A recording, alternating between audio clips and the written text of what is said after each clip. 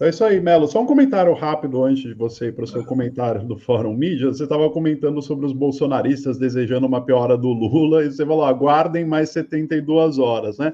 Mas você sabe que para muitos bolsonaristas, o Lula já morreu faz tempo e foi substituído por um clone, né? E já tem muitos deles dizendo que essa passagem do Lula para o hospital era para trocar o clone, trocar a máscara, algo assim. Então, se ele saindo agora, né, recuperado, eles já têm uma desculpa. Não, Lula não morreu, mas na verdade é porque ele já morreu faz tempo e o clone foi trocado ali, né? Só foram trocar, ajustar a máscara para manter o...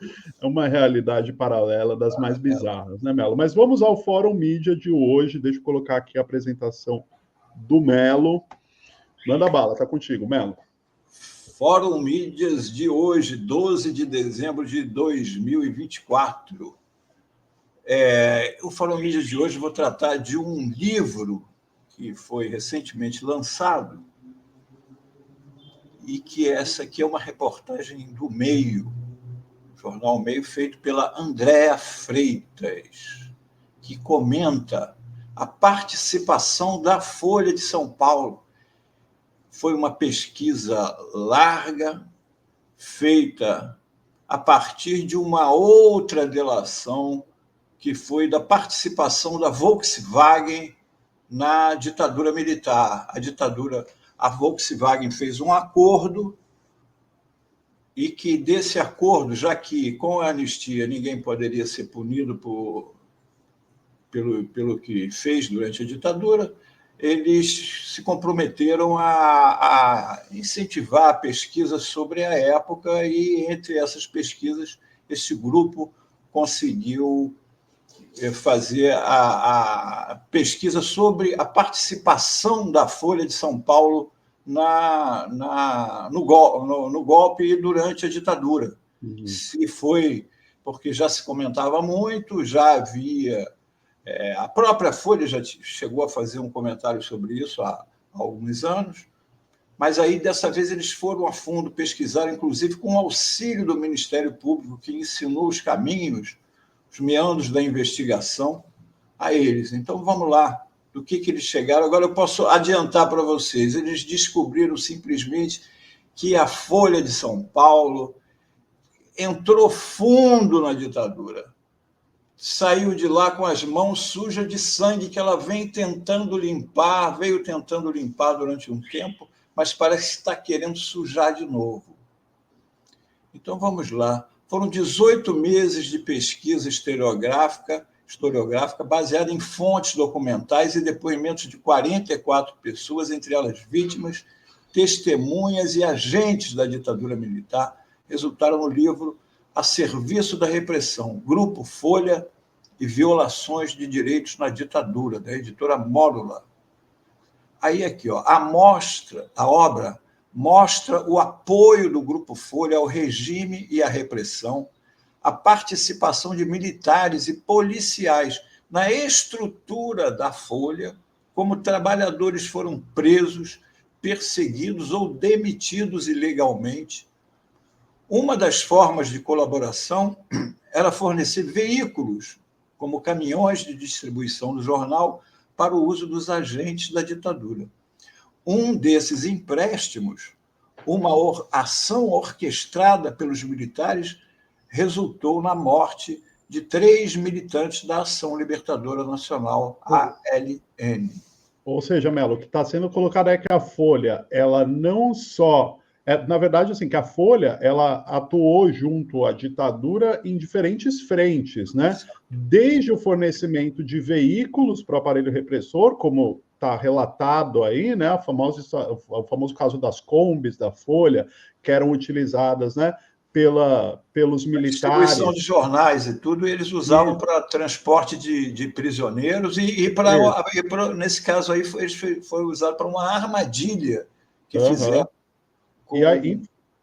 E além desse apoio logístico, né? Tem a coisa editorial também, né? Agentes da ditadura na estrutura do jornal, né? Então, vai para além... Dentro da redação da Folha. Não só da Folha, a Folha, como o jornal Folha da Tarde, que ficou até chamado na época era o jornal de maior tiragem, porque era praticamente um jornal só com policiais lá do regime lá dentro. Mas por que aí? É uma boa pergunta que a Andréa fez, a Flora Daimon, que é uma das autoras do livro e que foi quem deu essa entrevista. A Andréa perguntou à Flora, mas por que a Folha e não o Globo? Né? Porque a gente tem aquela ideia, porque o Globo, por causa do Jornal Nacional, a importância, né? O Globo é muito mais importante para a ditadura, no sentido de ser um veículo de maior alcance, do que a Folha. Né? Mas aí ela responde, fala, o Grupo Folha, o único de comunicação, foi escolhido pelo Ministério Público porque já havia muitos indícios de colaboração que não era só editorial. Mostrou que ali eles foram ver que não era a parte editorial, a gente mais ou menos já sabe. O Estadão apoiou, o Jornal do Brasil, todo mundo, de uma forma ou de outra, apoiou e tentou protestar contra a ditadura de diferentes formas. Né?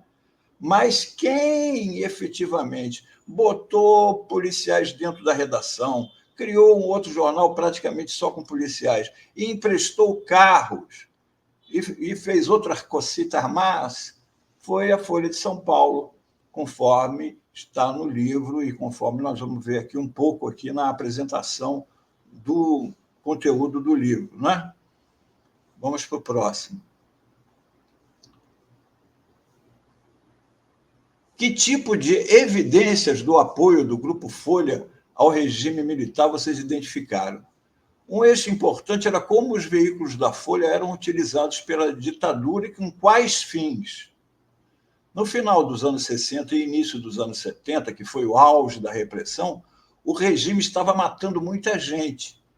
E, naquele momento, os carros da Folha, eu falo isso sem medo de errar, diz a Flora Daimon, a jornalista, foram cruciais para que muitas pessoas fossem monitoradas, sequestradas, assassinadas e desaparecidas. Ou seja, a Folha não era só a parte editorial, não.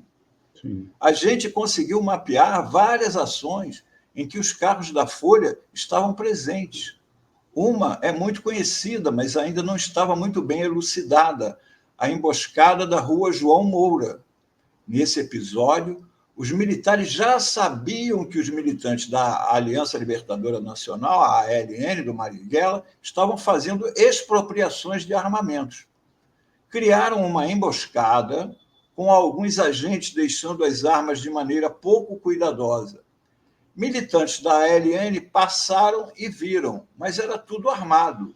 Um pouco adiante, tinha um caminhão de entrega de jornais da Folha.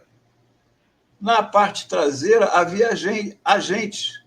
Quando os militantes da ALN tentaram pegar os armamentos, os agentes saíram do carro da Folha e mataram 3 militantes. Mas houve uma sobrevivente, Ana Maria Nassinovic, que relatou o que aconteceu. Esse é um caso bem emblemático, porque a gente pôde associar o uso do veículo da Folha à morte de 3 militantes da ALN. Sim. Pois é, Melo. É bem o que a gente já estava tratando no começo, né? A Folha de São Paulo contribuindo com a ditadura editorialmente, logisticamente, né? Na parte estrutural, na parte de logística e na parte de formação do pensamento público, né? Que envolve a parte editorial, claro, né? Mas essa coisa de ter gente dentro da redação, perseguir repórter, né? Enfim, mergulhado... Tem mais. Vamos lá. E como esse apoio à ditadura se deu em termos editoriais no jornalismo da Folha? Hoje em dia, a gente tem uma velocidade muito rápida para conseguir produzir um caderno especial com toda a tecnologia de diagramação e tal. Né? Hoje em dia, você faz um jornal no computador. Né? Antigamente, era coisa bem diferente. Né? Para você editar uma folha, todo mundo sabe como é que custava. Mas nos anos 60 a coisa era diferente. No entanto, olha só, no dia 31 de março de 1964, ou seja, no dia oficial do golpe, né, a Folha de São Paulo publicou um suplemento chamado 64. Brasil continua, de mais de 40 páginas. Como é que eles conseguiram produzir, em 1964, com a tecnologia da época, um suplemento de 40 páginas no dia do golpe? É sinal de que eles estavam participando firmemente da articulação do golpe, preparando matéria para ser publicada no dia do golpe e já com o caderno, né? Isso aí é matéria, isso aí é um trabalho de semanas, não é um trabalho nem de... Né, essa é uma informação importantíssima, hein, Melo? E pouco explorada, né? Porque todo mundo, quando fala do envolvimento da Folha com a ditadura, né? Sim, se fala da parte editorial, se fala dessa questão dos carros. Agora, muito bem observado, muito bem sacado isso, né? Como que de um dia para o outro, né, que é o tempo de produção de uma tiragem de jornal, você coloca um suplemento de 40 páginas no dia do golpe. Como que nem hoje conseguiria fazer na hora. Um golpe por exemplo, no dia do 8 de janeiro, ninguém conseguiria produzir hoje 40 páginas de matéria para botar na rua, imprimir ainda e pôr na rua, como eles fizeram. Se isso já estivesse sendo preparado antes, né? E detalhe, e quase todos os anunciantes desse suplemento, quer dizer, tinha inclusive anunciante e tudo, eram apoiadores financeiros do golpe. Os anúncios também eram diferentes, já de celebração do verdadeiro povo brasileiro. Ou seja, eles sabiam do golpe muito antes do golpe ter sido dado. Já prepararam. Nós estamos preparando um suplemento especial para o dia do golpe. Você quer apoiar aí, bota aí seu dinheiro aí. Já tinha vendedor nos... Pois isso indica que eles já sabiam, inclusive, a data, né, Melo? Já sabiam. Eles estavam participando da articulação do golpe. Da articulação do golpe. Essa é a verdade. Essa é a participação muito maior do que se tinha notícia, né? Aí vem aqui. E o que os donos do Grupo Folha ganharam com isso? Poder, responde a Flora. Não é à toa que eles também viraram os donos, de uma maneira muito complicada, da maior rodoviária da América Latina à época, a de São Paulo. Eles usaram um terreno público para fazer essa rodoviária privada, com ônibus para vários países da América Latina. Ganharam muito dinheiro explorando um terreno público. Tinham costas quentes com o governo militar, eles conseguiram ganhar muito dinheiro nesse processo. O jornal não tinha só um papel lucrativo objetivamente, mas também político. E nisso o negócio foi diversificando também. Eles foram comprando outras empresas, a exemplo da Litográfica Ipiranga, que fazia toda essa parte de gestão de papel, que eles compravam por um preço irrisório. O próprio jornal Última Hora, do Samuel Weiner, que foi perseguido pela ditadura, né? Que estava sufocado pela ditadura, foi um dos poucos que não apoiou a repressão, o Última Hora. Eles compraram o Última Hora, o Grupo Folha, a preço de banana. Tudo isso entra na conta do que a gente chama de benefícios econômicos em função do contexto editorial. E o Grupo Folha foi crescendo de uma maneira assustadora. Além dos veículos e da chancela jornalística, o que mais o grupo fez e ganhou na ditadura? Se a gente for trabalhar pela esfera da comparação, o Grupo Folha colaborou jornalisticamente, editorialmente, perseguiu jornalistas, perseguiu pessoas, foi beneficiado economicamente, e, no final das contas, pode ser responsabilizado indiretamente pela tortura, desaparecimento, sequestro e morte de pessoas. Nenhuma outra empresa do ramo da comunicação no Brasil teve um grau de colaboração neste nível. E é muito interessante que a gente associe muito mais a Folha à abertura política do que à ditadura. Isso é um reposicionamento de marca digno de muita atenção. Pois é, Melo. Eu estava até tentando lembrar, eu peguei aqui esse negócio do reposicionamento de marca, né? Porque a Folha, o slogan dela até pouco tempo atrás era Folha, um jornal a serviço da democracia. E hoje, agora já é adaptado, é Folha, um jornal a serviço do Brasil, né? Que ironia, né? Brasil acima de tudo. Para esse Brasil, né? Para esse Brasil. Esse Brasil aí, né? O Brasil... acima de tudo. Acima de tudo. Do Bolsonaro. Vamos lá para o outro. Vamos lá para o outro, ainda não acabou, não. Aqui, ó. Aqui vem o que aconteceu com a Folha.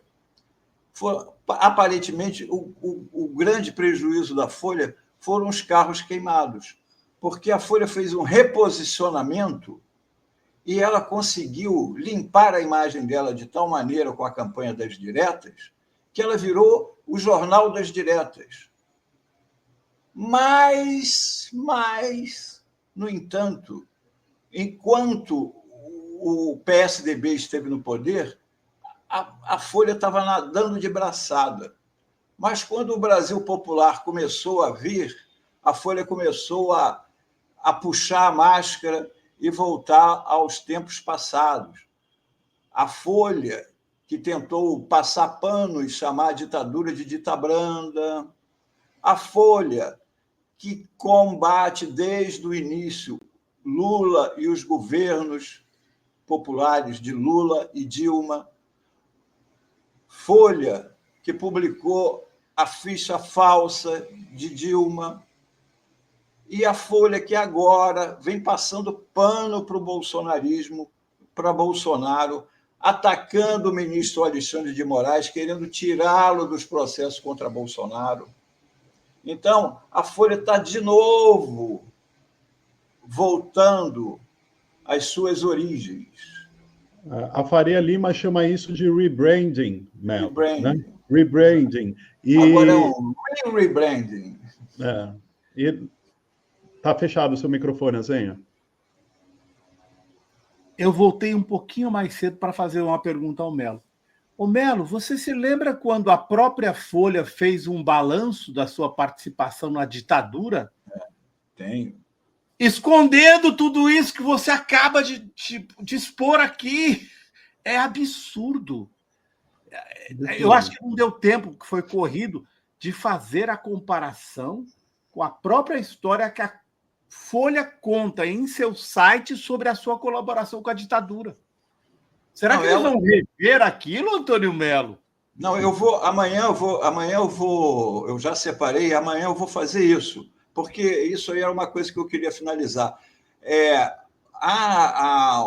Os responsáveis pelo livro, eles procuraram a Folha várias vezes para que ela desse a versão dela. E elas falaram que já haviam comentado o assunto e não falaram nada. Então, amanhã eu vou fazer o que a Folha publicou sobre isso, eu já separei lá. O que foi que ela disse? Ela chegou a assumir que tinha delegados dentro da redação e tudo, e que emprestavam o carro, mas a versão deles é que eles emprestavam o carro, mas não tinham nada a ver com isso. É tipo assim, eu só dou as armas, agora se eles atiram, aí é com eles, nós não temos nada a ver com isso. O Mariel Mariscot, que foi um policial que virou bandido aqui no Rio de Janeiro e acabou morto, ele matava muita gente, mas ele deu uma entrevista, se não me engano, para o Pasquim, e quando falaram, mas você matou muita gente, Mariscot, ele falou, eu nunca matei ninguém. Eu só faço o furo, quem mata é Deus. Então, é desse cinismo, entendeu? Que eles só emprestavam o carro. Agora, se a ditadura usava o carro, será que eles achavam que a ditadura pegava o carro de transporte de jornal para transportar... Da carona, né? Camarão, lagosta para os... Viagra. Naquela época não tinha Viagra, né? Mas camarão, lagosta, não é? Lá para os banquetes, uísque. É brincadeira, não é? Mas é muito importante esse livro porque nós estamos vivendo esse processo todo que no sábado tivemos as manifestações pelo Brasil. Anistia não. A gente não pode querer passar pano para a história, ou ela se repete, como nós vimos no 8 de janeiro. Todos têm que ser responsabilizados. Em relação a 64, a Folha não pode, mas a gente tem que saber com quem está lidando. Ela fez um reposicionamento, virou a Folha das Diretas, teve um papel importantíssimo, mas enquanto os governos foram agradáveis a ela e ao mercado.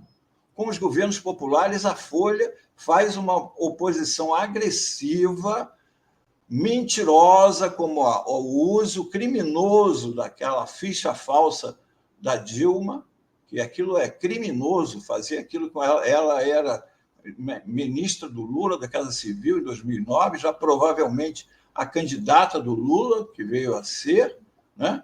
E eles produziram aquilo de propósito, com fins como antes. Já deviam estar preparando o caderninho, como viemos depois a ter o impeachment da Dilma, com apoio de toda a mídia. Então, nós temos que ficar atentos, porque, como diz lá o Malcolm X, vai fazer você odiar, a mídia é capaz de fazer você odiar aquelas pessoas que estão do seu lado, como vemos tanta pessoa, tanto pobre, que o Lula é ladrão, o Lula é safado, cachaceiro, e o presidente com quase 80 anos de idade, com a saúde debilitada, tendo que encarar um Congresso que eu e a maioria de nós aqui, e dos que nos ouvem também, não votamos nele, mas temos que pensar que eles estão lá porque foram votados pelo povo. Não adianta ficar falando que o político não presta. Eles não prestam. Os que não prestam estão lá porque alguém votou nele. Então, as pessoas têm que votar direito, têm que escolher o presidente, mas também tem que escolher o senador, tem que escolher o deputado, e não você virar para a maioria das pessoas hoje, talvez até aqui mesmo do chat, em quem você votou para deputado federal nas últimas eleições, e a pessoa nem lembra quem foi, e só foi há 2 anos. Há 2 anos. Então, temos que ver isso, porque os jornais estão aí para isso, para tentar fazer você ficar contra você mesmo. Porque o que eles querem para o Brasil, como eu disse ontem aqui, é que o Brasil fique igual à Argentina. O povo na miséria, mas olha, a economia lá está belezinha. Eles estão conseguindo baixar a inflação, as contas estão ficando em dia, mesmo com o país quebrado, mas tudo bem. O mercado está satisfeito. É isso aí, Antônio Mello. Muito obrigado. A gente está chegando, já estourou o nosso horário, mas a gente vai estourar mais um pouquinho. Mello, muito obrigado. Até amanhã. Também vou trazer uma fofoca amanhã sobre a Folha. Vou trazer uma fofoca. O nome do livro, Mello. Está no slide aí. Volta aí, por favor, o primeiro slide. Não, esse é outro. Peraí. Esse é o último. Aqui, ó, é o próximo, é o segundo. É o segundo. Aí, ó. A serviço da repressão. Grupo Folha e violações de direitos na ditadura. É da editora Mórula. O livro parece que custa R$70, eu acho. Eu amanhã vou trazer uma fofoca de uma reunião. Você está ficando fofoqueiro, hein, Azenha? Mas já tem fofoca. Fofocas da Azenha são famosas. Eu tenho que fazer uma vinheta. Sempre foi. É que ele fala que é jornalista para ser chique, né? Fofocas do Azenha. Nós até ficamos de conversar sobre aquela fofoca do delegado Bruno, hein? A gente vai marcar isso mais para frente. Que não é fofoca, é uma notícia, né, gente? Essa é uma fofoca porque ela não virou notícia, foi noticiada pelo meu site Viu Mundo. É um encontro do Otávio Frias Filho com uma historiadora que é autora de um outro livro sobre a Folha, aquele Cães de Guarda, um encontro que ele pediu a ela num restaurante em Copacabana. Para quê? Amanhã eu vou contar, porque não dá tempo. Já estourou, Mel? Amanhã eu conto isso, junto com isso. Tem um comentário do Altamiro Borges, que eu pedi a ele por vídeo sobre o livro da Folha. Amanhã a gente vai se aprofundar nesse assunto. Infelizmente, Mel, o nosso tempo já se foi. Então, amanhã continua. Amanhã tem o 2º capítulo da Folha. Isso. Valeu, Mel. Obrigada, Mel. Até amanhã. Muito obrigado. Tchau.